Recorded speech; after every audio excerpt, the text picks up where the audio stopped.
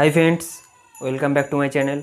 आज मैं ड्राइंग करूँगा रणवीर सिंह का जो 83 मूवीज़ आ रहा है उसका पोस्टर, जो कपिल शर्मा का लुक फॉर रणवीर सिंह का जो फ़ोटो है उस ड्राइंग को मैंने करूँगा। वीडियो पूरा ज़रूर देखना और अच्छा लगेगा तो एक लाइक ज़रूर करना, क्योंकि मैं बहुत ही मेहनत से ड्राइंग को बना है। पूरा 4-5 घंटा लग गया इसका ऊपर। तो वीडियो पूरा ज़रूर देखना और अच्छा लगेगा तो लाइक ज़रूर करना, और चैनल सब्सक्राइब करना चाहो तो सब्सक्राइब कर सकते हो। चलो देखते हैं वीडियो कैसा होता है।